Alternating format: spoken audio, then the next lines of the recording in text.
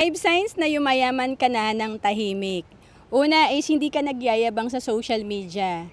Ito yung alam mo kasi na may peace of mind ka na, may ipon ka na, kaya talagang hindi ka na masyadong nagfe-flex sa social media at hindi ka na nakikipagsabayan sa mga nakikita mo. And pangalawa, simple lang ang lifestyle mo.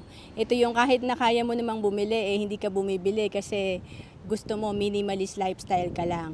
And pangatlo, may peace of mind ka na. Wala kang financial stress kasi alam mo na may emergency fund ka, meron kang ipon, at meron kang investment.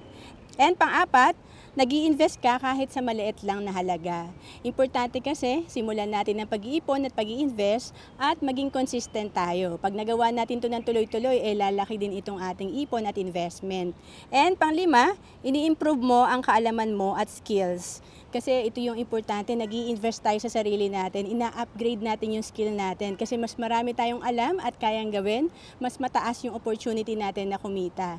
And to know more about savings and investment, message mo lang ako sa Facebook, Roan Celis Capistrano, or email me at roan.capistrano@gmail.com.